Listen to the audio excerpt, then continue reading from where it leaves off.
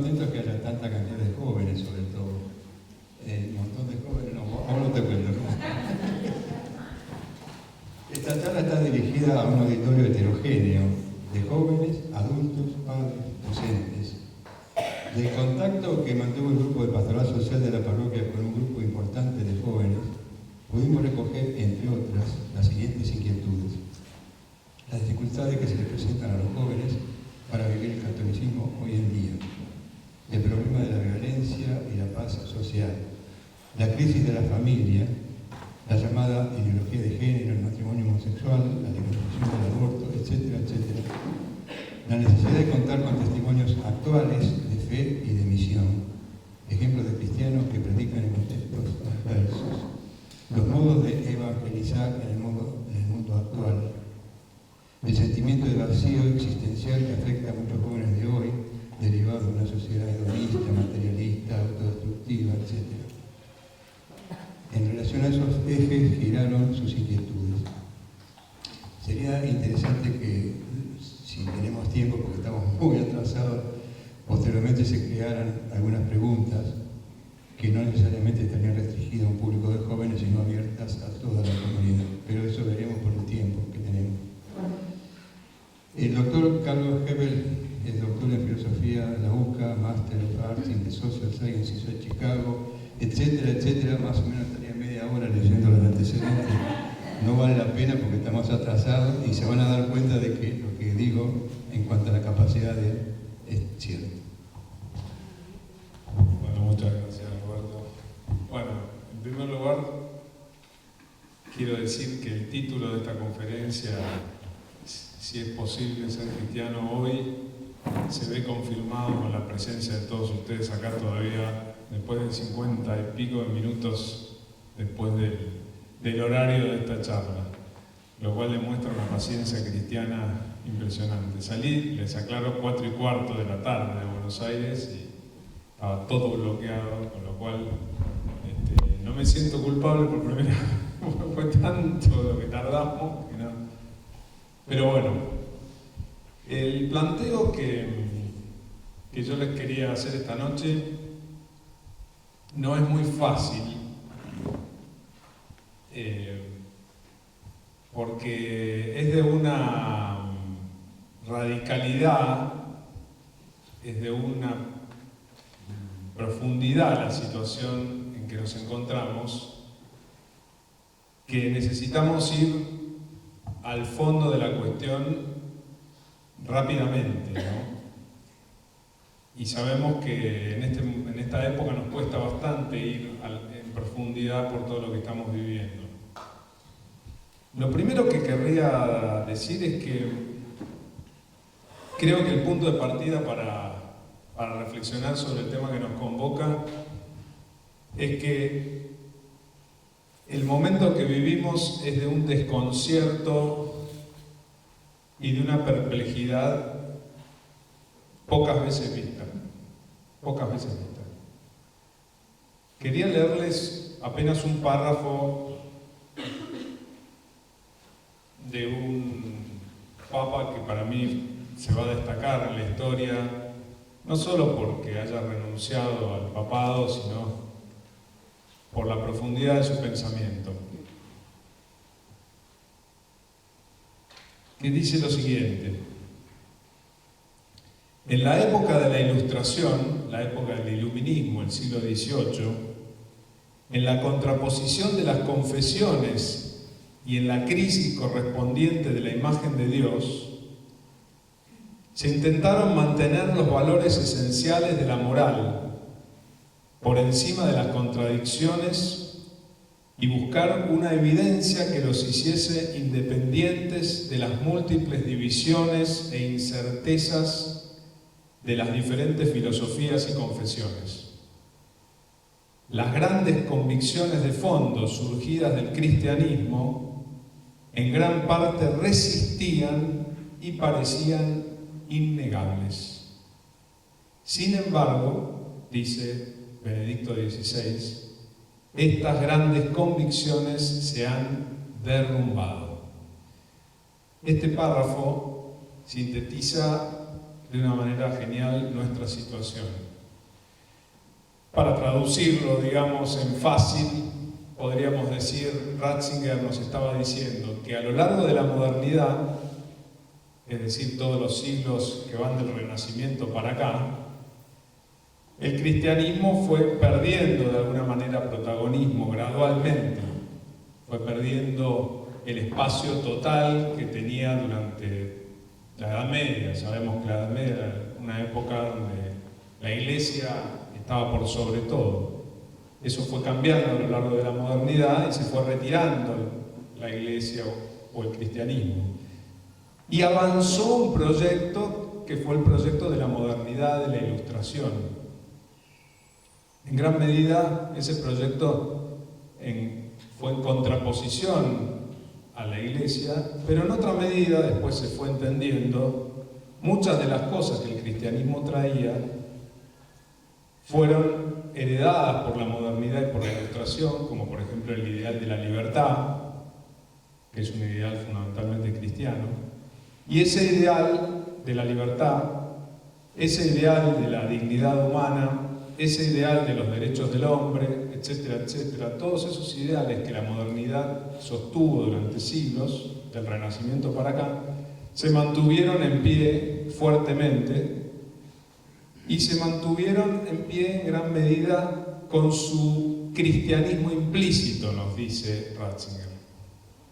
Los valores de la naturaleza humana, del ser humano, que el cristianismo tenía, a pesar de que el cristianismo se retiró, quedaron en pie durante siglos.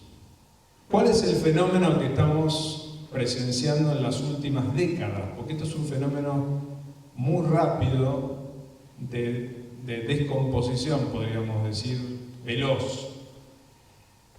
El fenómeno que estamos viviendo es que el cristianismo se había retirado, pero los valores cristianos de alguna manera eran parte de la sociedad.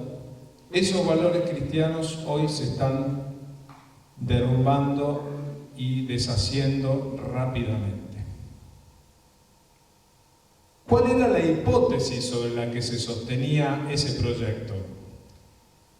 Era un acuerdo implícito entre los cristianos y los no creyentes. Los cristianos aceptaban que la Iglesia no iba a tener el predominio social, todo el poder como lo había tenido en la Edad Media. Y los no creyentes aceptaban que el proyecto de la modernidad tenía que contener esos mismos valores que el cristianismo había enseñado. Había un acuerdo entre cristianos y no creyentes en sostener un piso de valores en común. Ese acuerdo incluso se renovó hasta después de la Segunda Guerra Mundial. En Europa, cuando caen los totalitarismos, cuando cae el nazismo, el fascismo, los únicos que quedaban de alguna manera en pie para poder reconstruir el mundo eran en gran parte muchos cristianos que habían estado resistiendo contra el totalitarismo y también otros no creyentes, humanistas, que sin embargo tenían valores y que habían resistido contra los regímenes totalitarios. Los dos, cristianos y no cristianos, se pusieron de acuerdo y fundaron la Europa de la posguerra. Ahora ya quedó muy lejos, y sobre todo para los más jóvenes, pero los fundadores de la Unión Europea fueron todos católicos. El principal, Konrad Adenauer, que era el canciller alemán, Alcides de Gasperi, italiano, Schuman, francés, que se unieron con los humanistas no creyentes para fundar una sociedad nueva después de la Segunda Guerra Mundial.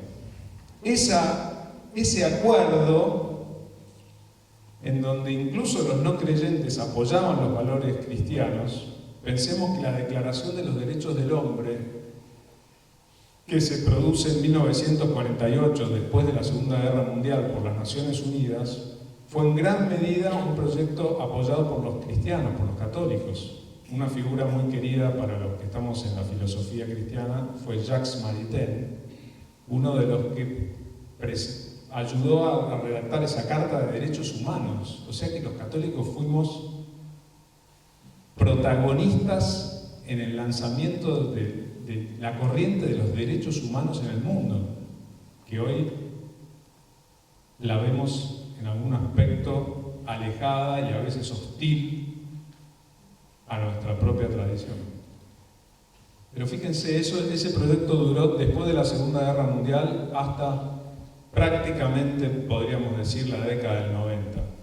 Hasta que se produce la caída del muro de Berlín, termina el régimen comunista, termina la opresión del lado del totalitarismo comunista. Juan Pablo II es uno de los que más ayuda a que ese régimen que destruía al ser humano se derrumbe, ese régimen cae, y parecía que ese proyecto de unión entre creyentes y no creyentes iba a poder perdurar después de la caída del comunismo y que el mundo iba a entrar en un periodo de un humanismo en común entre cristianos y no cristianos, que iba a continuar ese proyecto. Sin embargo, no pasó así. Lo que estamos presenciando a partir de 1990 más o menos es la ruptura de ese acuerdo, la ruptura de ese piso en común entre cristianos y no cristianos y la sensación de que se nos mueve a todos el piso, digamos. Los católicos y los cristianos en general, porque hay que también tomar a los evangelistas y a mucha otra gente que le está pasando lo mismo, y también humanistas no creyentes que creen en los mismos valores que nosotros, están en un estado de perplejidad de lo que está pasando, de perplejidad. O sea que estamos en una situación inédita, porque por primera vez en siglos el piso de valores en común sobre qué es el ser humano, cuál es el destino de la vida, cuál es el sentido de la vida desde el inicio hasta el fin, cuál es el sentido de los valores fundamentales en los cuales tenemos que vivir en la familia y también en la sociedad, está en un momento de desconcierto total. ¿Cuáles son las respuestas que frente a esta situación inédita que estamos viviendo, como cristianos, podemos pensar que pueda tener la Iglesia, que no son solamente los obispos, los sacerdotes, sino todos nosotros que formamos parte de la comunidad de la Iglesia? Frente a esta situación, ¿qué hacemos? ¿Qué hacemos? Yo voy a arrancar con 3 respuestas que muchos están pensando que deben ser las reacciones, digamos, de los cristianos frente a esta pérdida de las evidencias básicas que hasta hace 20, 30 años todo el mundo compartía y de repente se fumaron. La primera respuesta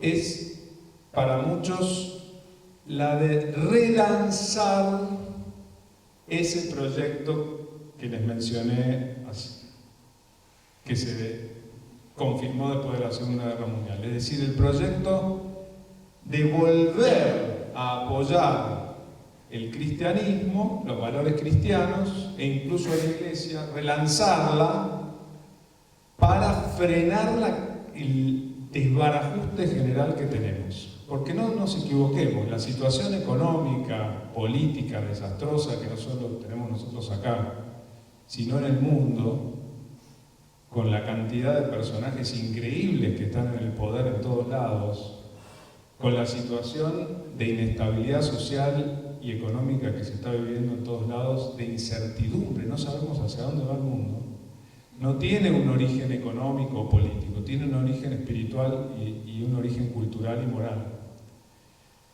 La primera, entonces, respuesta que muchos sostienen, y yo converso con mucha gente que tiene esta postura, incluso en el exterior, hay un movimiento importante, también vinculado a los nuevos movimientos que hay en Europa y en Estados Unidos y también en América Latina, que sostienen que hay que este relanzamiento de este acuerdo entre el humanismo no creyente y el humanismo cristiano y relanzar los valores cristianos para volver a recomponer la situación. los no creyentes, o hay un grupo de no creyentes que dicen, bueno, hay que apoyar a la iglesia en esto, porque es lo único que nos queda. Esta es una primera idea, relanzar esto. Segunda idea, segunda respuesta. Bueno, no, el problema que tenemos los cristianos y la iglesia, esta es una respuesta más intraeclesial, es que no le estamos poniendo suficiente organización a nuestra iglesia. Hay que hacer una gran reforma estructural de la iglesia.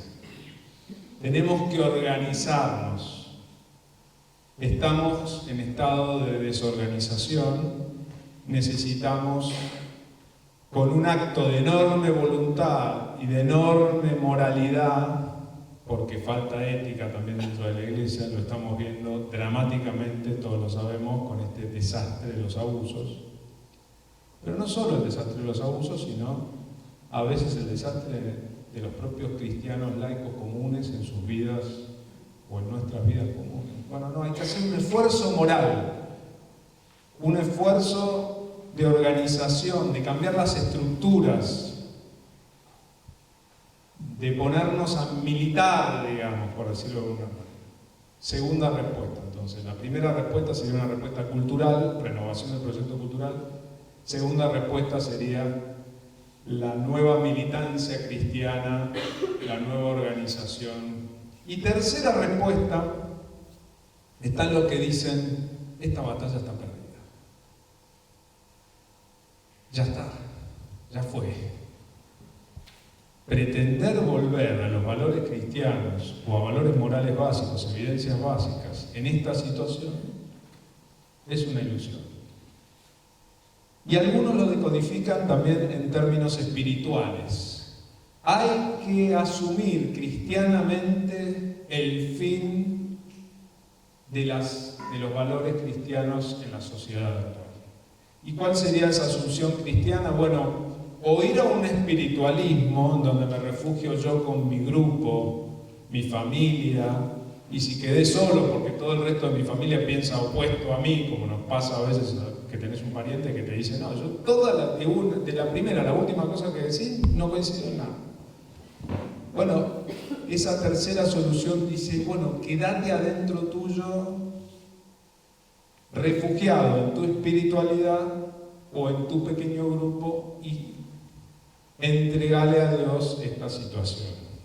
Algunos incluso dicen, esto es algo que Dios quiere, que la iglesia asuma la cruz de no tener más influencia en el mundo y que cada cristiano se resigne a entrar dentro de sí en esta especie de resignación espiritual. Sería la tercera respuesta, la respuesta espiritualista. ¿Se entiende hasta acá lo que estoy diciendo? Acá tenemos entonces estas tres respuestas. ¿Qué se puede decir frente a estas tres respuestas?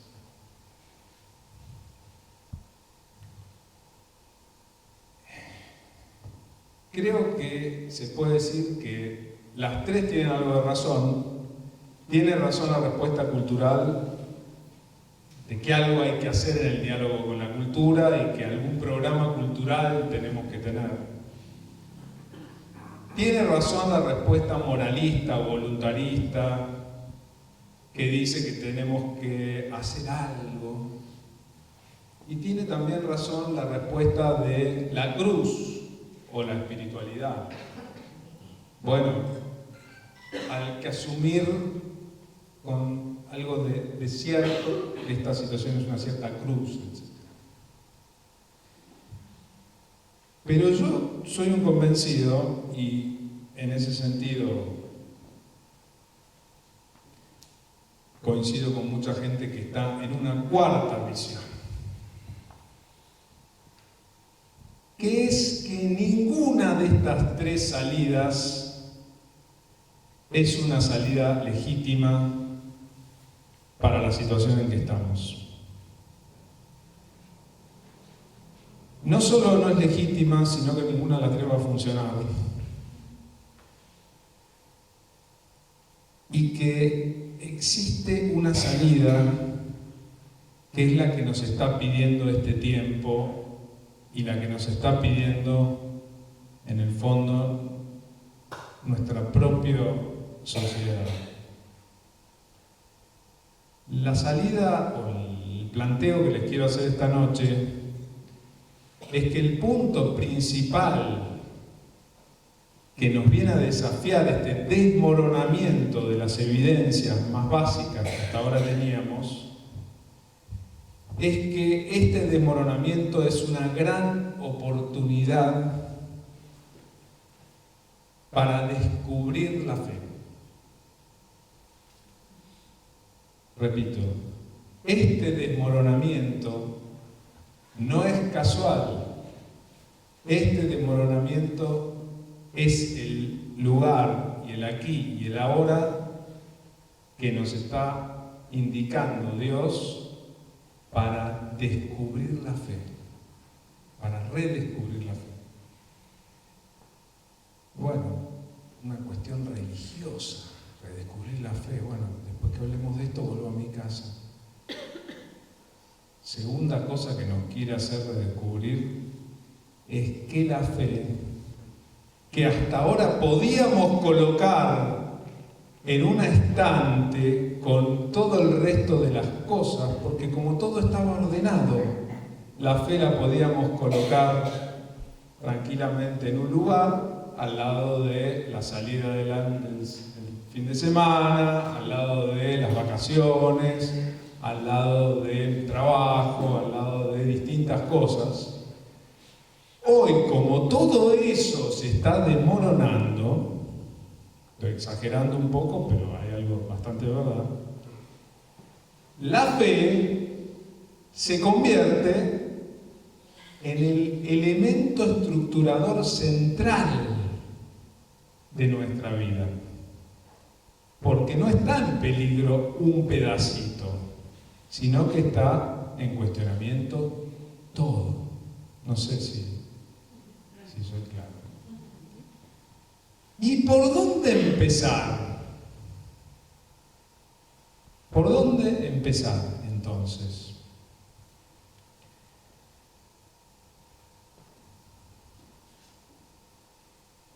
El problema hoy, dicen muchos, no es ético, no es económico, no es político, no es técnico, pero tampoco es solamente cultural o ético. Es mucho más profundo. El problema hoy está en nosotros, en el sujeto. Lo que descubrimos es que la fuente de este grave problema en el cual estamos metidos somos nosotros mismos.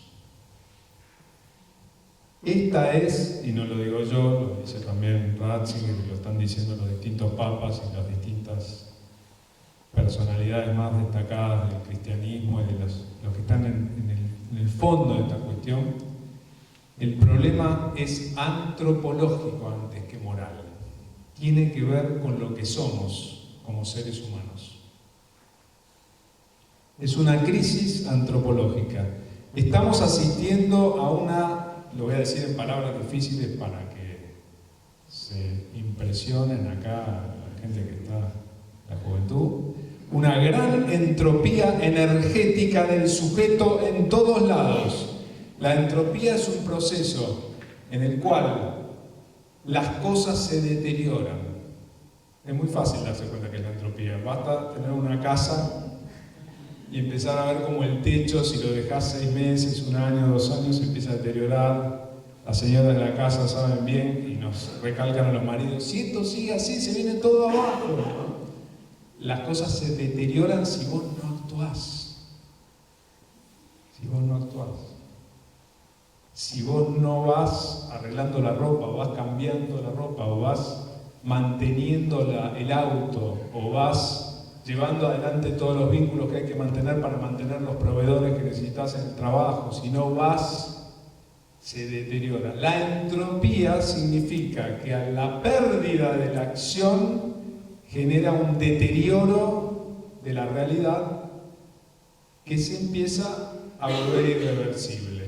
Ahora en este momento me acordé de la casa porque están trabajando los techistas en mi casa y me están mostrando, por supuesto con la listita de los pesos al lado, todo lo que va a costar arreglar las partes de madera de mi casa, ¿no? La entropía avanzó demasiado por falta de acción. ¿Y cuál es la entropía fundamental que vivimos? La entropía de nosotros mismos, del sujeto. ¿Qué es lo que la mayoría de los psicólogos, sociólogos y analistas de la sociedad actual están viendo? Que el fenómeno central de nuestra sociedad es un debilitamiento del sujeto. Un debilitamiento energético. Basta entrar a una clase de la facultad, cuando entro a la mañana, la cara de los pibes.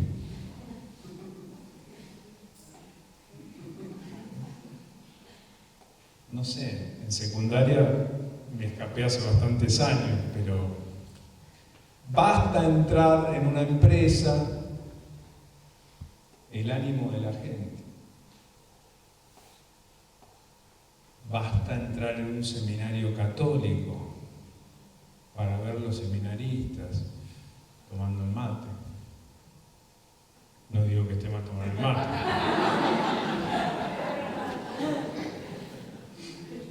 ¿Me entienden? La onda es, y bueno, hay un libro de un psicólogo francés que se llama La fatigue d'être soi, la fatiga de ser uno mismo. Ehrenberg es el autor, y Ehrenberg sostiene que el problema del siglo XIX y principio del siglo XX, que lo diagnosticó Freud, era la neurosis. Tus papás te habían dado tantas prohibiciones, límites y obligaciones y mandatos, después se murieron, pero vos adentro tuyo los tenés y luchás todo el tiempo contra esas obligaciones y estás neurotizado. Ese era el problema del siglo XX. ¿Cuál es el problema de finales del XX, principios del XXI? No la neurosis, porque tus papás salieron, no están más. Llegás del colegio y no están en otro lado. Entonces, ya no estás neurótico porque no estás luchando contra una norma, sino que estás bajoneado, depresivo. Lo que dice Alan Ehrenberg es que la característica del sujeto actual es la depresión. ¿Y de dónde viene la depresión? El bajón, la falta de energía. Bueno, los psiquiatras lo dicen. Hay un famoso psiquiatra, Viktor Frankl, que muchos lo habrán leído. ¿Se acuerdan? Si no hay sentido, entonces hay depresión. Yo me levanto a la mañana y trato de levantar a mis hijas y no se quieren levantar. Yo tampoco, capaz. Pero ellas menos, porque ellas me dicen, papá, es aburrido el colegio. No queremos ir. ¿No? Caída de la energía. ¿No? El sujeto que pierde la energía se transforma tarde o temprano en un sujeto ausente. También es otro de los títulos de otro libro de Massimo Borghesi en Italia. Dice que el problema hoy de la educación fundamentalmente es el sujeto ausente. ¿Quién está ausente? ¿Solo los chicos? No, también el docente, que está burn out, quemado. No solo porque le pagan mal y tiene que salir con paradela, no, sino porque está quebrado. Entiéndanlo, compadézcanse. El problema de la pérdida de energía afecta al corazón de las escuelas, las empresas, el Estado y también de la Iglesia. Es como que si todo lo que heredamos, toda esa riqueza que tiene la Iglesia, que tiene nuestra fe, ya no nos llega. Yo la otra vez estaba en Roma mirando lo que eran los frescos de las iglesias. Es una cosa espectacular, yo no lo podía creer. Y yo decía, pero tendríamos que estar todos fascinados mirando eso. ¿Qué es lo que pasa? Toda esa herencia, toda esa tradición no nos dice nada. El sujeto está ausente, del mismo modo que el alumno está ausente frente al profesor, del mismo modo que el empleado está ausente, la empresa o el propio empresario, o el funcionario público, basta ir a una repartición pública para ver cómo te atienden. La pérdida energética. Ese fenómeno penetró dentro de la propia iglesia. El sujeto está debilitado, ese es el primer punto. Y entonces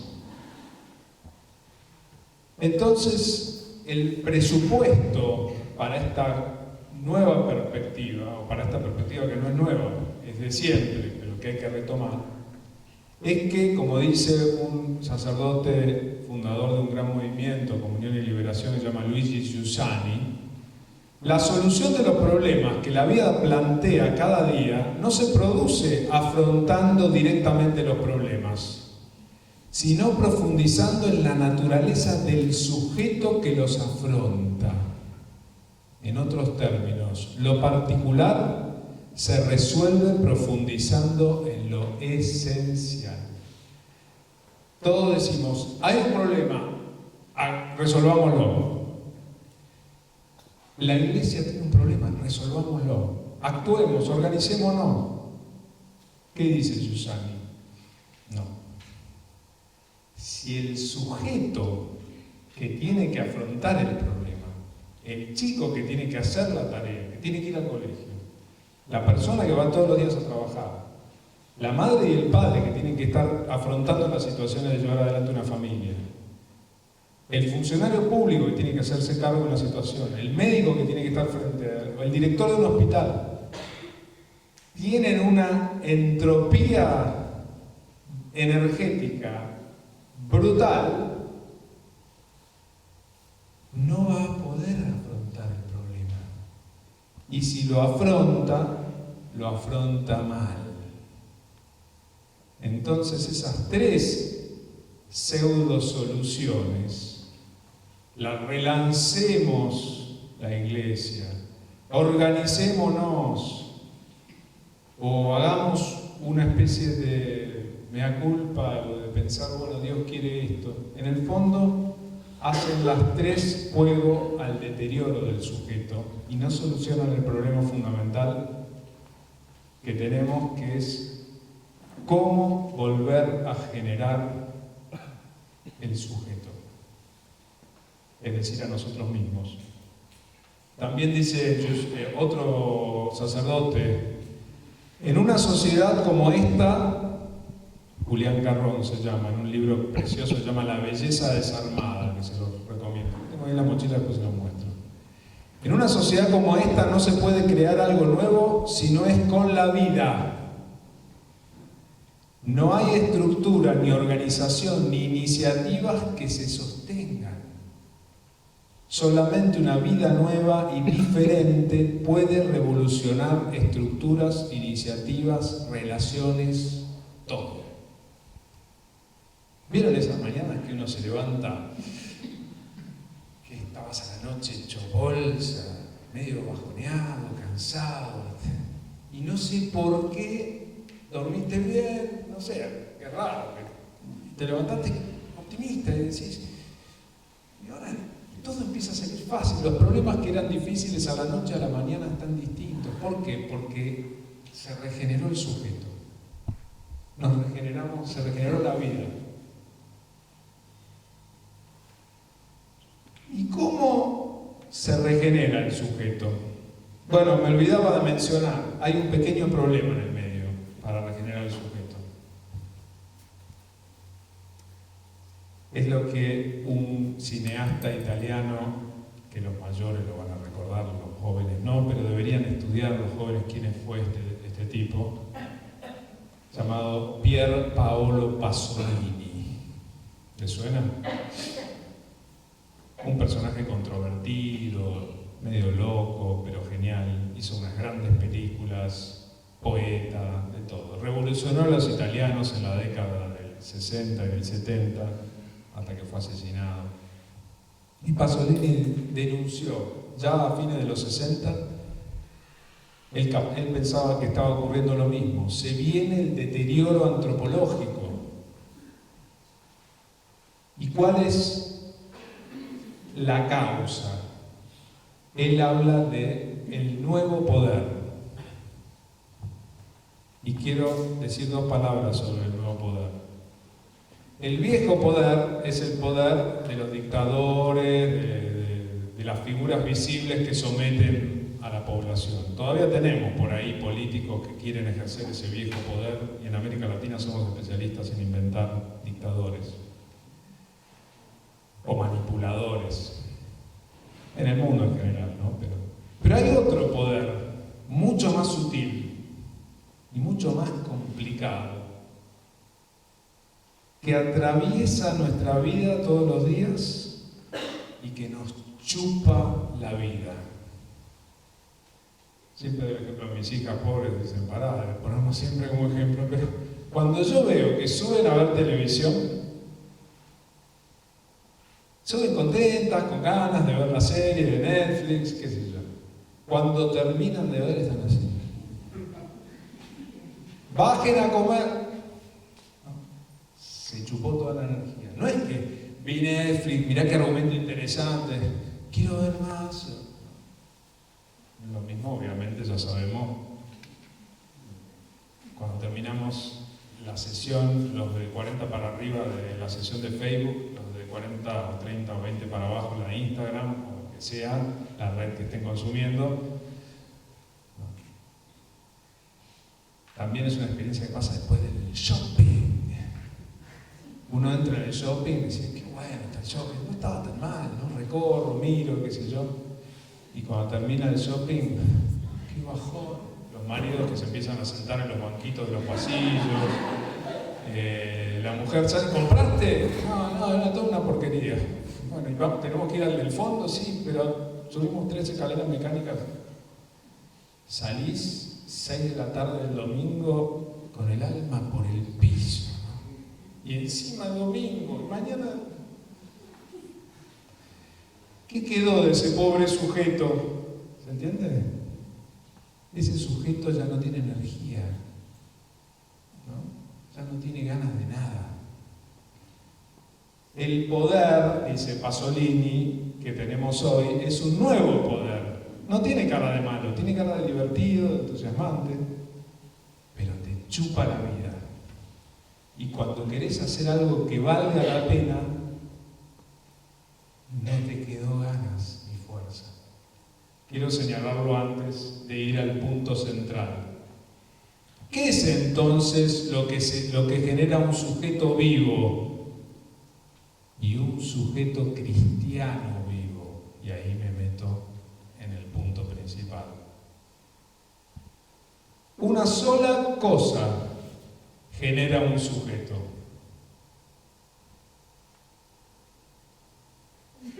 ¿Cuál será? Un encuentro vivo. Repito, una sola cosa genera un sujeto. O sea, un encuentro vivo. En la tele no te encontrás con nadie. En internet, por más Facebook que haya, no te encontrás con nadie. No pasa nada ahí adentro. Está hecho para que no pase nada. Yes. Silicon Valley Boys son los que están diseñando para que vos te quedes y no te encuentres nunca vivamente con nadie y no seas nadie. ¿Para qué? Para que de lo mal que te sentís sigas viendo a ver si 1 hora más de eso hasta que quedas agotado y te vas a dormir. El único modo de que el sujeto vuelva a vivir es si se produce un encuentro real. Y sigo con mi machete. Solo el corazón habla al corazón, dice el cardenal Newman. Cuando yo me encuentro con alguien que me habla desde el corazón, mi corazón se despierta. Digo, es verdad, es así. La persona reducida por el poder, dice Luigi Giussani de vuelta, vuelve a hallarse a sí misma solo en un encuentro vivo, ante una presencia con la que se topa y que ejerce un atractivo. Basta con enamorarse, ¿no? Bueno, sí, está todo bien, ¿no? Después de ese encuentro, no, que esto, sí, no, pero este era un antipático, una antipática, mirá qué simpático que está cada cosa que le decís, porque se encontró. Entonces, es un sujeto vivo, ¿no? Alguien que encontró lo que estaba buscando en una búsqueda laboral, y de repente encontró, hizo el negocio, salió bien, era lo que quería hacer, ¿no? Se encontró con otro que también estaba... Se regenera el sujeto. Alguien que viene peleándose en un vínculo difícil y qué sé yo, y recupera ese vínculo después de encontrarse, se vuelve a estar el sujeto vivo. A veces no sé si en su familia les pasa, pero nosotros en nuestra familia teníamos la costumbre de no irnos a dormir peleados. Viste qué feo que es irte a dormir peleado. Te sentís solo. Es como que perdés. Y si te llegás a reconciliar y el otro acepta tu perdón, o vos aceptás el perdón del otro mutuamente, y hay un encuentro, se recupera, ¿no? El sujeto vuelve a estar vivo. Solo un encuentro vivo puede producir un sujeto vivo. Ahora, ¿cuál es la esencia del problema cristiano hoy?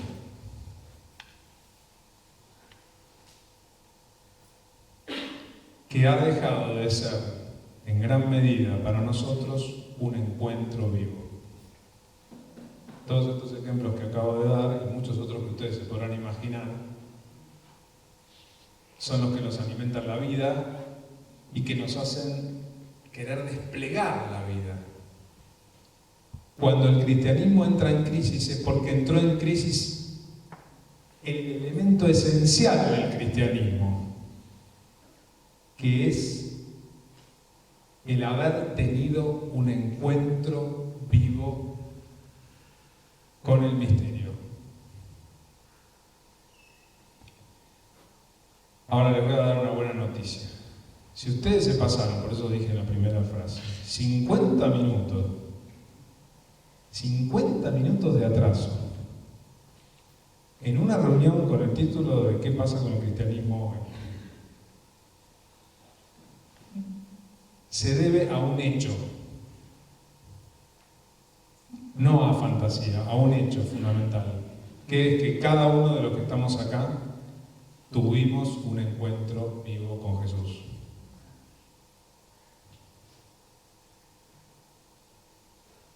Eso es un hecho, si no, no estaríamos acá. Que por una cuestión cultural, para discutir el cristianismo, por una cuestión militante, no, hay que poner el hombro, la capilla, la iglesia de acá. Eso se terminó. Nadie hoy se espera 50 minutos por una cuestión social. Sí, en 1950, porque todo el mundo iba a misa, todo el mundo tenía que hacerlo. Y bueno, sí, es lo que piden, hay que apoyar al cura. Me parece que hoy no funciona así. Hoy funciona solamente el hambre de ver qué pasa con ese encuentro que yo tuve que no termina de desplegarse. ¿Se entiende lo que quiero decir? ¿Qué pasa con esa promesa grande que yo vi? Quizás no la razoné ni la reflexioné, pero la intuí, la percibí, la sentí, y que veo que ¿qué pasa con eso? Entonces, movido por ese hecho que ocurrió en nuestra vida, nosotros estamos acá, incluido yo, humildemente, porque ¿qué me voy a venir desde allá para dar una charla? No sé, me encantan dar las charlas, pero todos nosotros tenemos una realidad entre manos, que es que ese encuentro ya ocurrió. Y esta es la buena noticia de esta noche, digamos. El cristianismo se basa nada más y nada menos, lo más sencillo del mundo, en que cada uno de los que nos llamamos cristianos tuvimos un encuentro con Cristo. Y no, pero yo solamente sentí una vez, un ratito, suficiente quizás.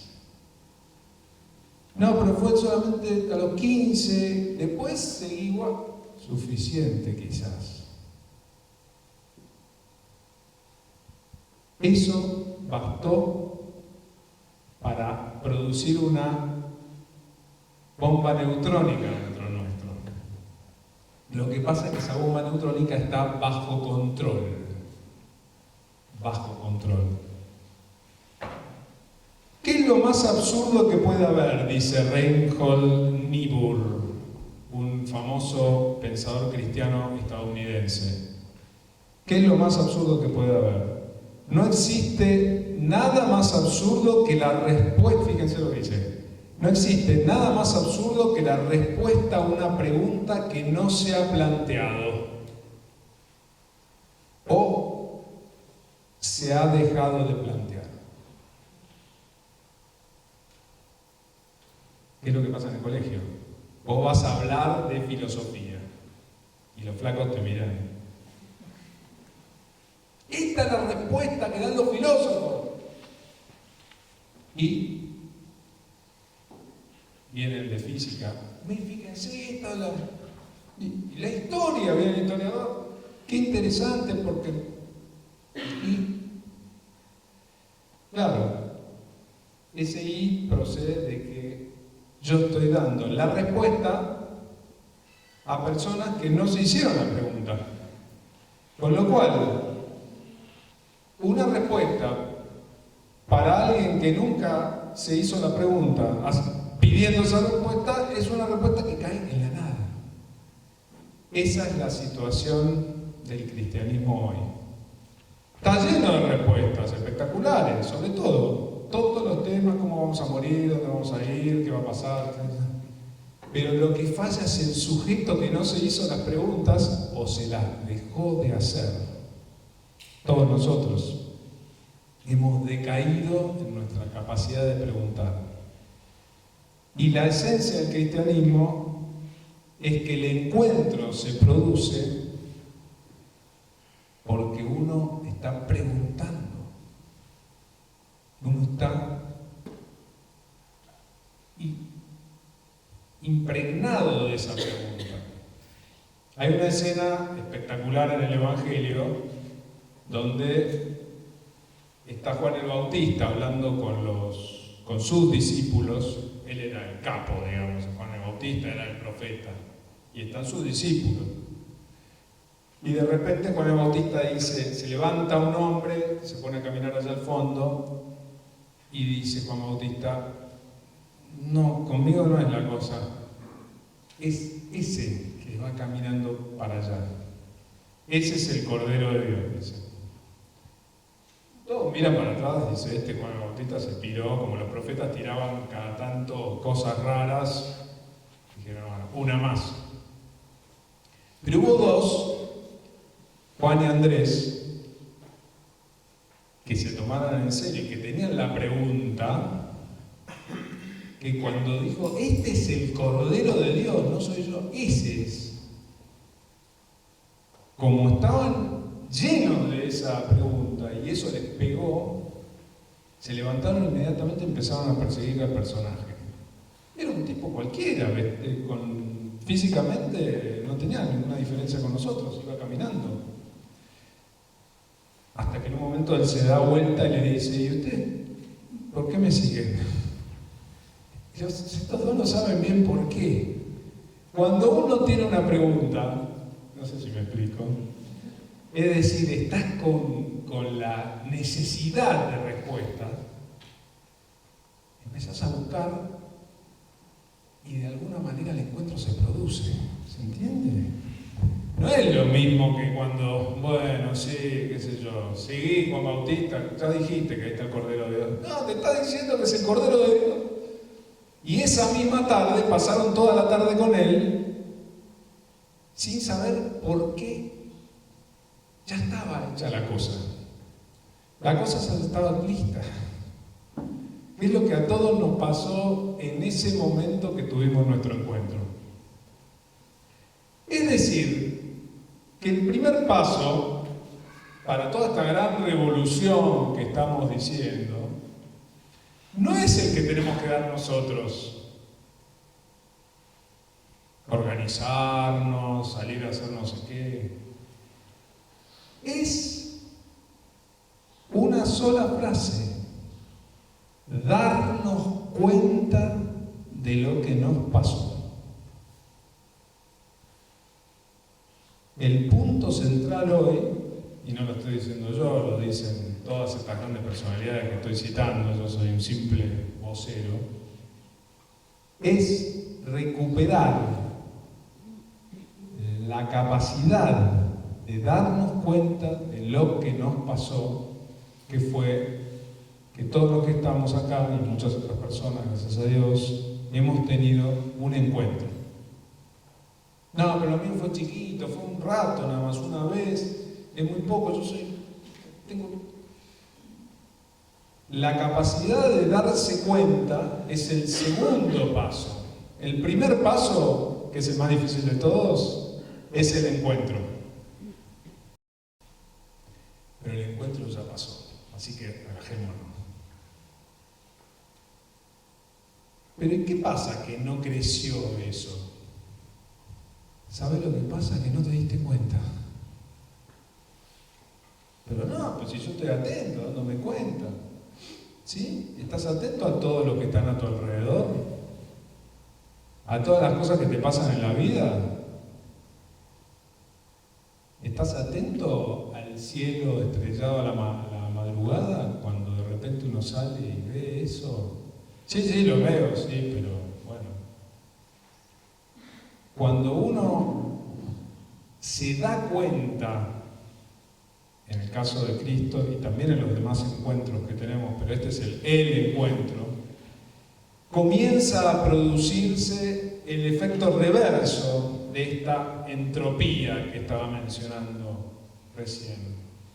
Se produce el efecto Juan Andrés, es decir, salís a buscar a ese que te encontraste y a frecuentarlo, y esa frecuentación, ellos no se querían ir, estuvieron toda la tarde con él y no se querían ir, no sabían por qué. Es como con los enamorados. Bueno, párenla, hace 7 horas que están en el sillón y ni siquiera pasó mucho, ¿no? Pero están mirándose. Alguien apasionado con una novela. Alguien que está con los mejores amigos pasándola bien, pero de verdad. Alguien que está compartiendo un momento, una mesa de verdad, de encuentro, no se quiere ir.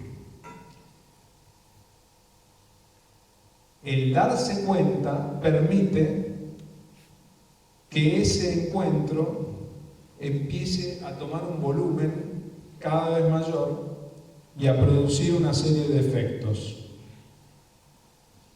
El cristianismo nace de un encuentro vivo con Jesús que tiene un problema. No hay vuelta atrás. Una vez que lo viste, miren, yo estoy hablando acá con todos ustedes adelante y digo, parezco el Pastor Jiménez, hablando de Jesús. Me siento loco, porque yo me dedico a la filosofía, no doy clases de teología, no soy teólogo y no hablo de Jesús de esta manera así nunca, y de repente digo, como me estoy dando manija de lo que a mí me pasó, gracias a que ustedes están ahí, porque sé que a ustedes les pasó lo mismo, entre todos nos estamos volviendo a dar cuenta de que Jesús está entre nosotros. No como un sentimiento, acá viene un tema muy importante, no como un sentimiento ni como un recuerdo. Esas son la posición, por ejemplo, del protestantismo. En el protestantismo, el encuentro con Jesús lo tuvieron los discípulos en aquel momento, en aquel tiempo, y luego ese encuentro lo recordamos como una memoria, como un sentimiento interior. Los católicos tenemos una idea mucho más potente. En realidad no es un recuerdo, ni es un sentimiento, es una realidad. En este momento, cuando estamos diciendo esto, estamos viviendo de alguna manera que lo de Jesús es verdad, que el encuentro con Jesús es real. No, mejor me olvido, como dijo Nietzsche, el filósofo alemán, que decía, me persigue, basta, me persigue, y no me lo puedo olvidar. Es como esas personas que uno amó o que uno ama, ¿no? No te la podés olvidar. El encuentro ya ocurrió, solo necesito darme cuenta. No se comienza, dice el cardenal Ratzinger y luego Papa Benedicto, a ser cristiano por una decisión ética o una gran idea, sino por el encuentro con un acontecimiento, con una persona. Es fundamental la diferencia. Si todos nos juntamos para pensar alguna buena idea, che, qué bueno que está, bueno, sí, ¿le ponemos garra? Sí, vamos. Y a las 2 semanas el grupo se empieza a dispersar, no tiene realidad. Ahora, si es real, si realmente yo me encontré con alguien y le cuento a los demás, y eso pasó, el grupo se aglutina alrededor de que encontró a alguien. Mirá, yo estuve con esa persona, me lo dijo. Supongamos que hablamos de deporte, no sé. Bueno, yo estuve con Messi, mirá, me contó, qué sé yo, se reúne todo el grupo, a ver cómo es el campo, ¿qué te contó? ¿Cómo es? ¿No? Pensemos lo que significa encontrarse con el infinito, con el misterio hecho hombre. Claro, nosotros tenemos curiosidad por muchas cosas, por deporte, por actividades, por trabajo, por gustos, y tenemos esa inquietud permanentemente del encuentro, por vínculos, pero detrás de todas esas inquietudes y deseos hay un deseo que no podemos ni siquiera ponerle un nombre, que es el deseo de todo, porque el ser humano busca la totalidad. Y el encuentro con Jesús es el encuentro con la totalidad. Con lo cual es inolvidable. Y aunque haya sido un segundo de esa experiencia, es el punto de partida para todo. ¿Qué produce este encuentro, aparte de esa conmoción? Una experiencia de correspondencia. Pasa mismo con la amistad, con el noviazgo, pasa lo mismo con la actividad que a mí me gusta. Cuando yo me encuentro con una persona con la que tengo afinidad, ¿cómo me empiezo a sentir? Relajado, decir, por fin estoy con mi amigo. Estuve hablando con este, con el otro, trabajando y qué sé yo, y ahora puedo charlar con mi amigo a calzón quitado, con la comodidad de estar... ¿Viste lo que pasó? Y estás relajado porque el otro te corresponde completamente. Es decir, es lo que andabas buscando. Hiciste una actividad, otra cosa, un trabajo, otro, qué sé yo. Llegaste a un trabajo que te gustó. ¿Me pagan menos? Sí, pero es el que me corresponde a mí. Me encanta. Me encanta. A mí me encantan las clases, me encanta la educación, me encanta, la verdad. Y entonces, el encuentro con el otro produce correspondencia. Y empieza la regeneración, porque es lo que andaba buscando. Claro, el problema que tienen las correspondencias humanas es que un día te juntás con tu amigo, pero tu amigo está cruzado, o bueno, ya hablaste 5 horas, te cansaste, ¿no? Con tu mujer, la correspondencia, el enamoramiento, el casamiento, qué sé yo, y después, bueno, claro, la cotidianidad, y bueno, encima no piensa como yo en todo, y me discute todo, bueno, no es tan correspondiente la cosa. Y las frustraciones, los vacíos parciales que hay en todo, en los trabajos, y al final hiciste todo este esfuerzo, te encantó y todo, pero mirá lo que es la educación acá o lo que te pasa. Hay agujeros en esas correspondencias. El encuentro con Cristo, si nosotros creemos realmente en ese acontecimiento que nos ocurrió, tiene una promesa. Contiene la promesa en la cual no queremos creer. Esto es como un trineo que vos te tirás desde arriba y decís, wow, vamos, y cuando te estás tirando le metes el freno porque te da un vértigo tremendo. Bueno, siempre con el enamoramiento estoy yo, pero como es muy parecido, es lo mismo, ¿no? Hay que...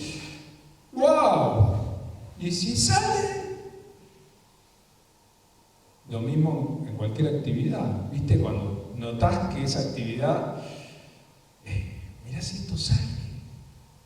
Y el corazón se empieza a agrandar, pero le metes el freno. Así, no, a ver si después no me sale, si confío demasiado y avanzo demasiado, probablemente venga la frustración. Ahí viene otro problema fundamental, que no es solo el olvido del encuentro, sino el miedo a avanzar que todos tenemos. El miedo a avanzar en el encuentro es porque este encuentro es de una correspondencia tan grande en donde nos sentimos que la promesa es tan grande que no la queremos creer. No la queremos creer. Esto ha generado la idea de, bueno, fenómeno, me pasó esto, lo del estante que les mencionaba antes. Lo pongo en un estantecito, muy lindo, una capillita, yo soy cristiano, qué sé yo, al lado de todas las demás cosas, y no dejo que explote, porque si explota, corro el peligro de que me invada toda mi vida. Y que me venga a San Antonio de Areco a dar una charla, en medio mi mujer me dice, vos estás loco, mañana salís para Córdoba a la mañana a otra charla de tu cosa más específica y... Bueno, sí, pero... Me llama Roberto, él se encontró, yo me encontré, los que están ahí también se encontraron. ¿Se entiende? ¿No? Algo está pasando, a ver si se da.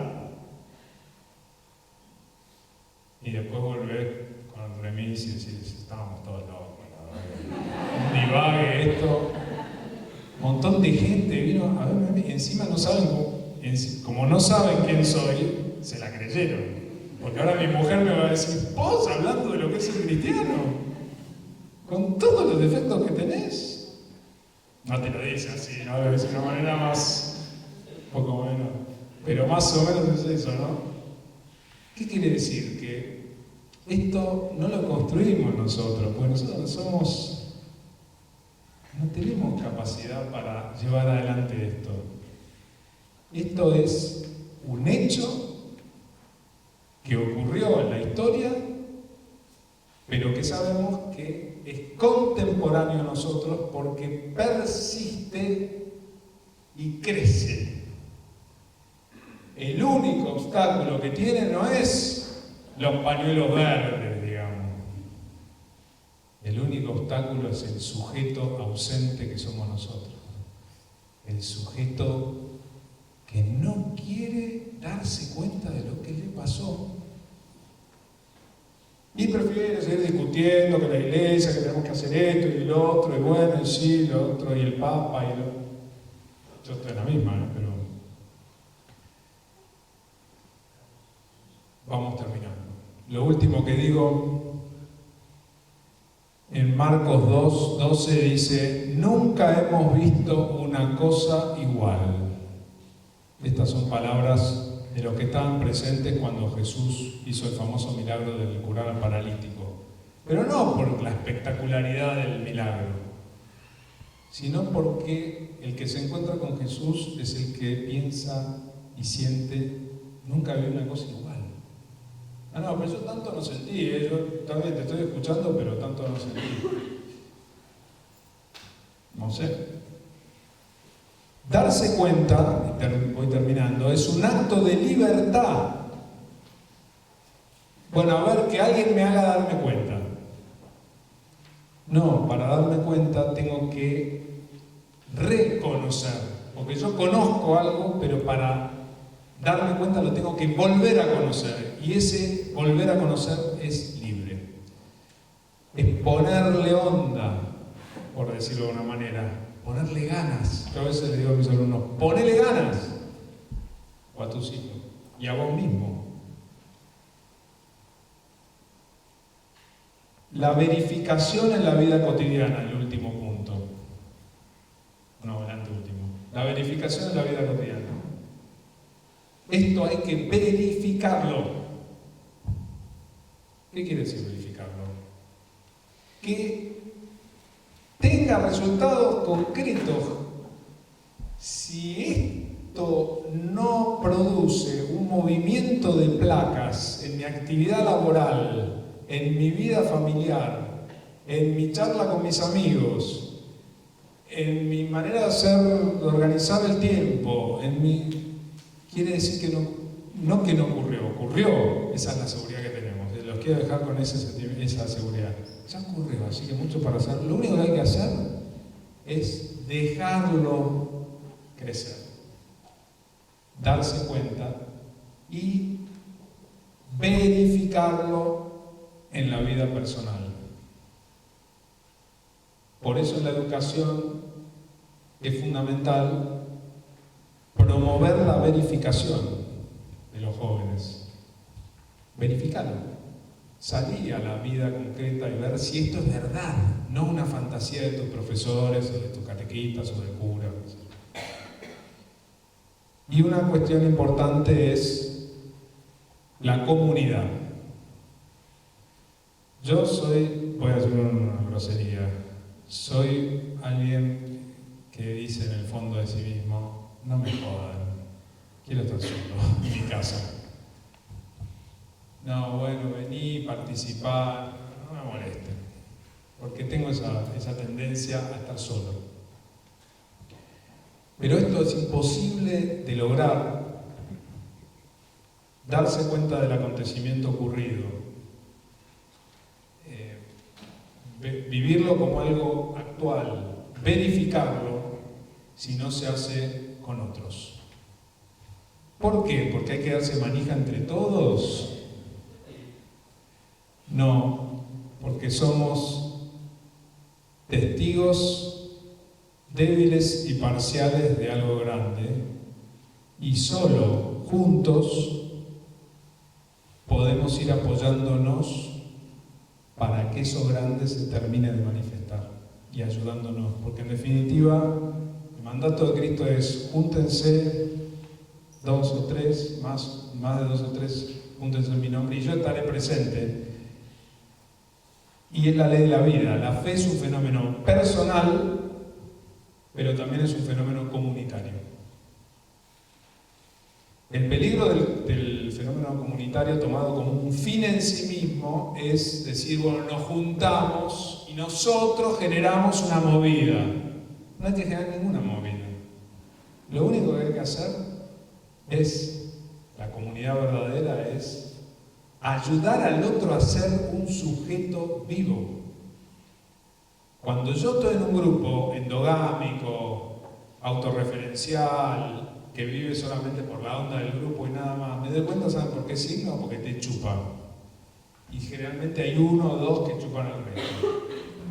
Cuando hay una verdadera comunidad, es porque lo que une a los que están en la comunidad, sobre todo si es cristiana, no es que me cae simpático, que esto, que el otro.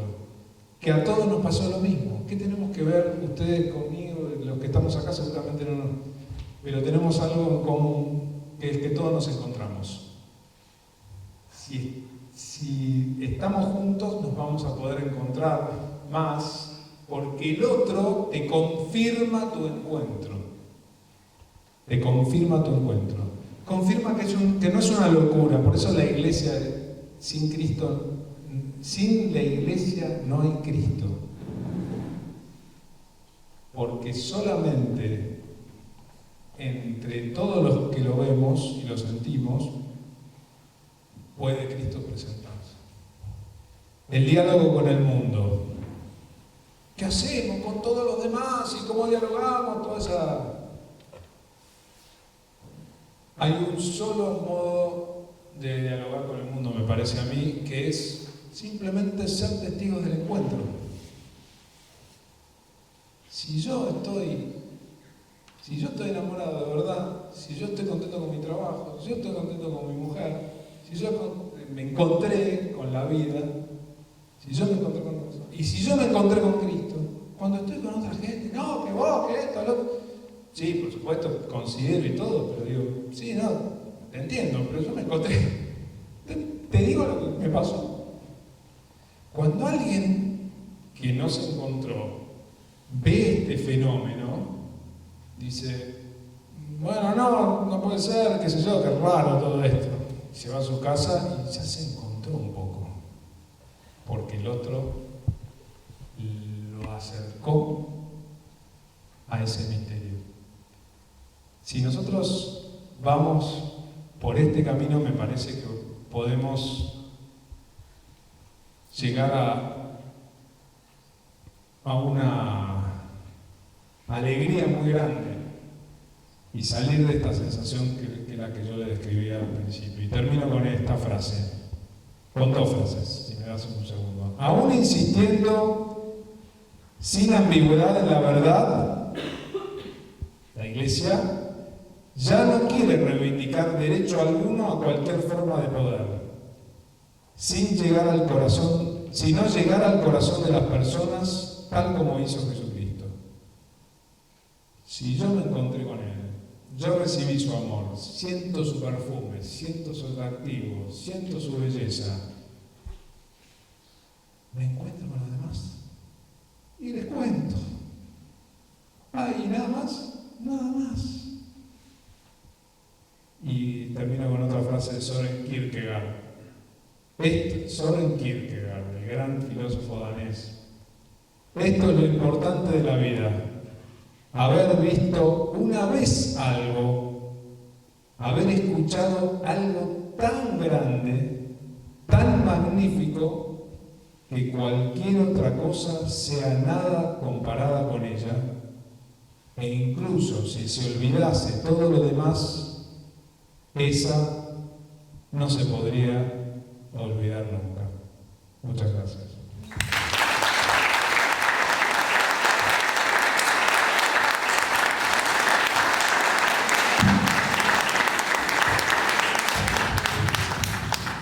Muchas gracias. Dejamos lugar para algunas preguntas.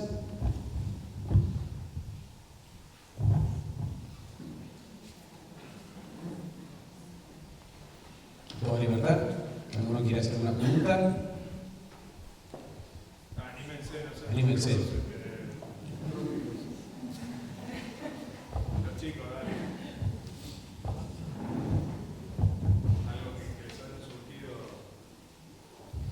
Algo que haya movido.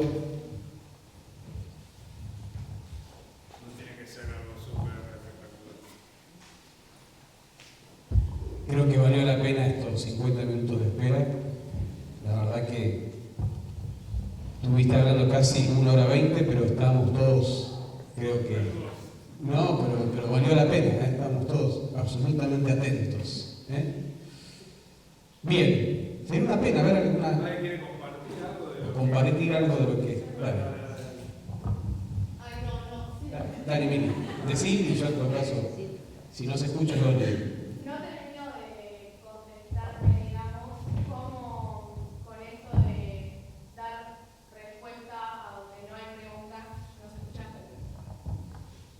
Dar una respuesta a alguien que no tiene pregunta, ¿cómo te das cuenta que esa persona no tiene esa duda, esa inquietud o esa pregunta?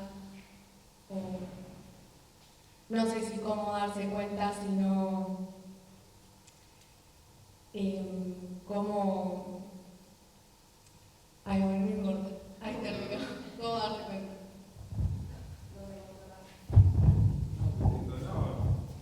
El punto iba que muchas veces nosotros vamos con una respuesta, con un, bueno, esto, y el otro no tiene esa inquietud quizás.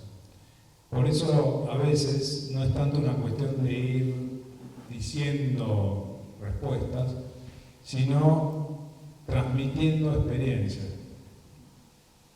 En el fondo decir, bueno, mira, a mí me pasó esto. A mí me pasó esto.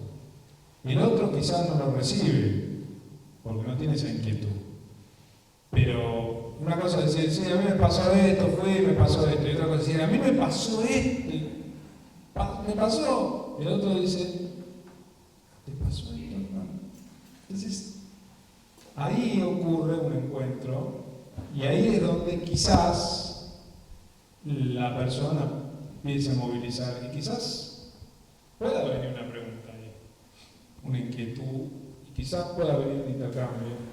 Pero si no ocurre previamente un encuentro vital, el otro no se va a movilizar, ¿no? Porque yo mismo no estoy viviéndolo. Ahora, esto no es una motivación, un ejercicio motivacional como el coaching, digamos. ¡Vamos, metele! No. Porque la motivación es tratar de inflar lo que no está. Bueno, movamos a toda la gente, esas empresas que hacen motivación, bueno, todos hacen un campamento. Vamos. Hay que motivar a la gente. Pero en el fondo, cuando vos no se te produjo ese encuentro y no tenés esa pregunta, el tema es ese, como uno lo vive primero, no se genera el sujeto de otro, sino es generado por el otro. ¿Alguien más? Sí.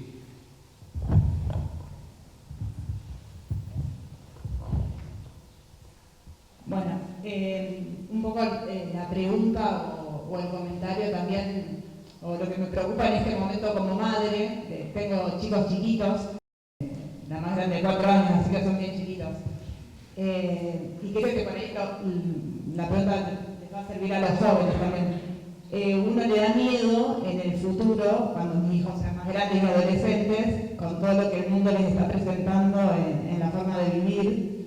Les da miedo cómo van a poder seguir, cómo transmitirle los valores y que puedan vivir cristianamente, ¿no? Como uno quiere radicalmente también, por decirlo de alguna manera. Y a veces cuando también me ha pasado que hay jóvenes que nos preguntan cómo vivir estas cosas que te propone el mundo, por lo que entiendo de la charla y lo que me queda, es que si no hay encuentro con Cristo es muy difícil poder transmitirle estos valores que uno vivió o que quiere vivir o que intenta vivir. Y me queda como que para los jóvenes, como que la solución viene porque puedan ellos experimentar ese encuentro con Cristo, que es iluminador, como que es la luz y como que uno desde ahí es como que todas esas preguntas van teniendo respuestas, ¿no?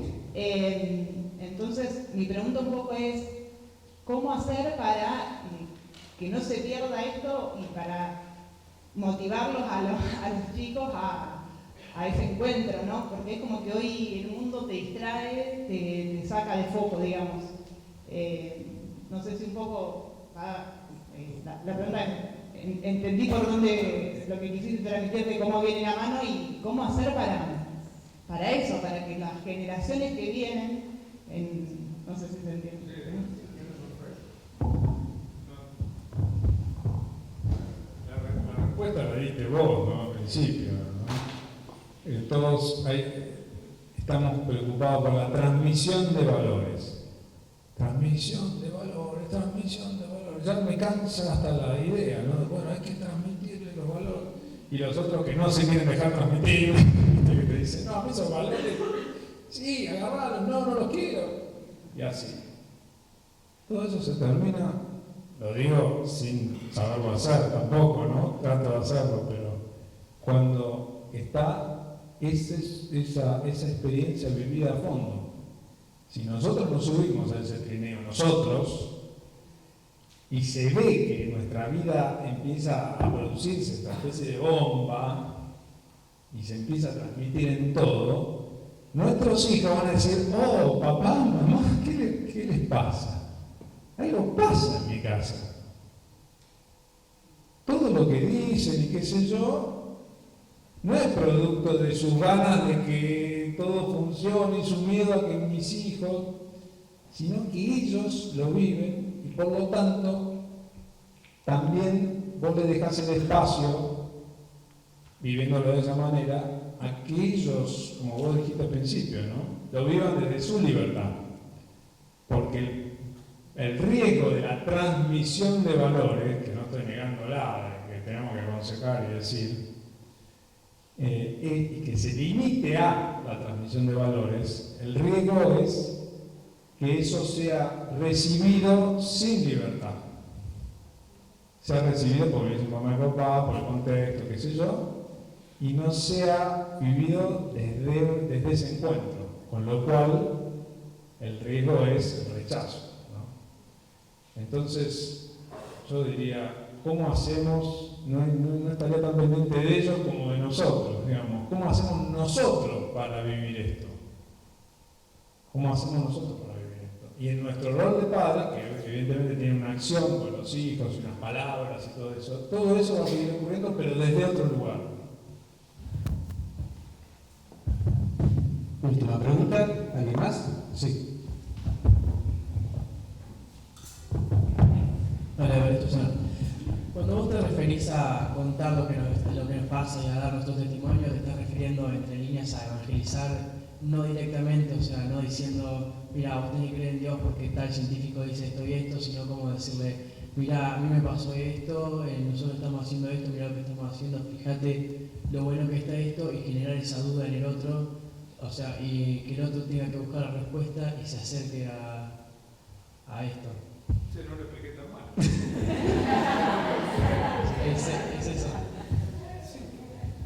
Sí, realmente mejor que lo que sí, la verdad que es eso, ¿no? El hecho de que uno no quiere decir que uno no vaya a hablar ni a decir, pero vuelvo a lo anterior, es desde otro lugar, ¿no? Y vos sabés bien cuando otro te está contando las cosas desde una experiencia real, que está buena. Entonces ahí lo que dice tiene una razonabilidad. Acá hay un punto muy importante, que es la razonabilidad de nuestra fe. No, porque Dios existe, fíjate que los científicos se equivocan, los que dicen que solo el Big Bang y qué sé yo, sí, está bien. Pero la razonabilidad es mucho más que los argumentos. Es que todo tenga un sentido en tu vida. Entonces, ¿viste cuando te encontrás con una persona, te encontrás con un nerd, es alguien que te dice, no, porque esto, porque el otro, En cambio, cuando te encontrás con alguien razonable, en el sentido profundo de la palabra, es alguien que todas las dimensiones de la vida las está viviendo de manera que vos ves que va hacia una plenitud, que tiene un sentido, ¿no? Entonces, las palabras quizás sean las mismas, pero desde otro lugar, porque están acompañadas de montones de otras cosas que nosotros captamos no solo por la razón, sino por el instinto, por esto, por el otro. ¿Cómo cae la gente en las sectas? Porque se ha deteriorado también la capacidad de captar la razonabilidad. Porque viene un tipo y te dice, tú eres que Cristo te está contigo, bueno, sí, bueno, pero pará, un momentito. Yo no tengo que vivir esto. Y no lo viví así. Porque tuve un encuentro, pero no fue que me caí de espalda. Yo lo tengo que vivir, vos me estás contando lo tuyo, sí, pero al mismo tiempo estoy viendo la razonabilidad de esto, no para defenderme, sino porque la fe es el comienzo del despliegue de todo tu ser, todo junto hacia un lugar que es el misterio, que no lo vas a poder cerrar con una explicación final ni demostrárselo a otros geométricamente, pero el otro va a ver en vos que esas palabras y esa alusión a esta historia tuya con Jesús y de la iglesia, la historia también verdadera, fáctica, tiene una razonabilidad, no es el discurso encendido de un predicador adolescente. ¿Se entiende? Lo cual no quiere decir que un adolescente no pueda ser mucho más razonable a veces que un adulto. Y que los adultos no estemos todo el tiempo interpelados por los adolescentes y por los chicos, que a veces son más razonables, no en el sentido que tengan el argumento, sino en el sentido de que vos ves que tiene una coherencia, una cosa, y te lo están diciendo desde todos lados, y viendo desde todos lados, y vos no, estás recortado desde tu rol de no sé qué.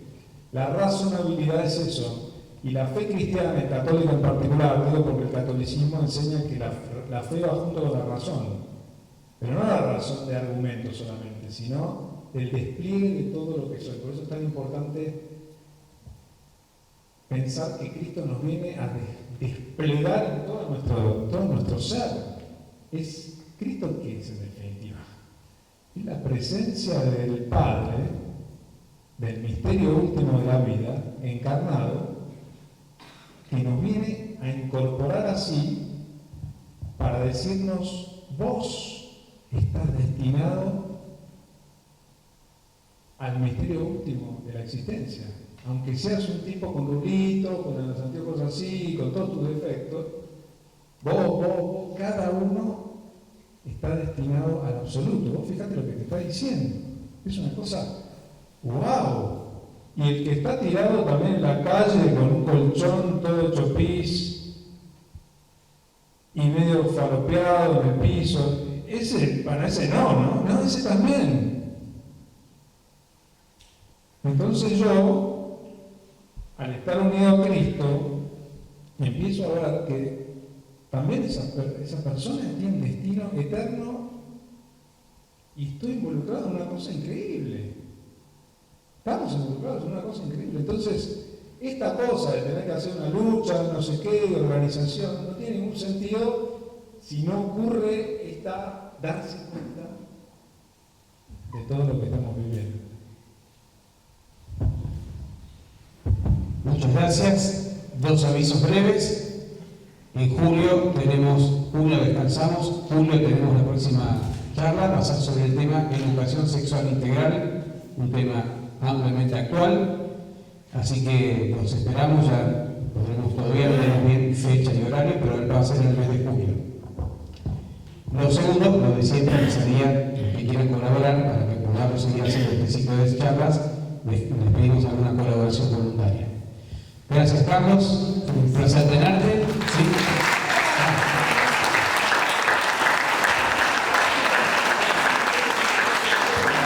El recuerdo de la lengua siempre con los alfajores de los Bueno, le damos un fuerte aplauso, Carlos. Gracias.